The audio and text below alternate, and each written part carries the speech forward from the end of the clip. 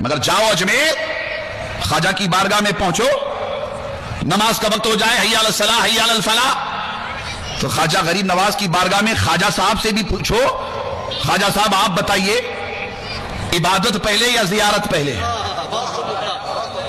خواجہ صاحب سے ہی پوچھئے، مرتضیٰ قادری سے پوچھئے، عبادت پہلے یا زیارت پہلے؟ خدا کی عزت کی قسم، سننے کے کان اگر ہیں تو آواز آئے گی کہ اے میرے چاہنے والے، عبادت پہلے زیارت بعد میں۔ لیکن بدقسمتی سے بازاری باباؤں نے ہمیں آپ کو نیمبو ناریل کا محتاج بنا دیا۔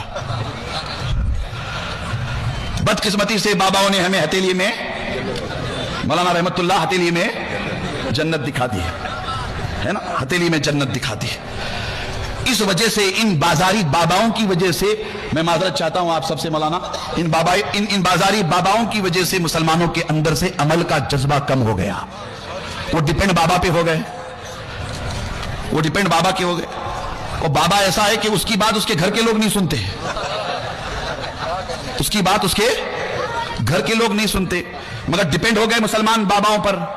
تو میری آپ سے گزارش ہے، آپ مرتضیٰ قادری کے غلام ہیں، بولیے کس کے غلام ہیں؟ شہزادہ غوث الثقلین کے غلام ہیں، غوث اعظم کے شہزادے کے غلام ہیں، ان کے ماننے والے ہیں۔ اتنے کمزور، بولیے اتنے کمزور نہیں ہونا چاہیے۔ وہ آیا تھا نا شیطان، غوث اعظم فرماتے ہیں کہ میں جا رہا تھا رات میں تو مجھے ایک اجالا دکھائی دیا، روشنی دکھائی دی، لائٹ دکھائی دی۔ اس زمانے میں تو یہ فوکس وغیرہ تھے نہیں، اندھیرا تھا۔ اب ایک اجالا دکھائی دیا، اس اجالے سے غوث اعظم فرماتے ہیں کہ آواز آئی۔ آواز کیا آئی کہ عبد القادر میں تجھ سے راضی، تو مجھ سے راضی۔ عبد القادر میں تجھ سے راضی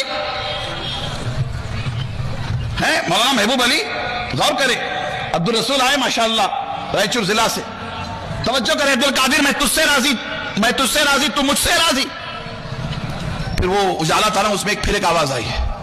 آواز کیا ہے کہ عبد القادر آج کے بعد نماز پڑھنے کی ضرورت نہیں ہے۔ اگر اس زمانے میں کوئی بابا ہوتا نا تو فوراً مان لیتا، فوراً مان لیتا کہ یہ بھی میری کرامت ہے، یہ بھی میرا موکل ہے، فوراً مان لیتا۔ غوث اعظم نے غور کیا کہ آج سے نماز پڑھنے کی ضرورت نہیں ہے، وہ بھی یہ آواز۔ تو غوث اعظم نے فوراً طے کر لیا کہ یہ رحمان کی نہیں، یہ شیطان کی آواز ہے۔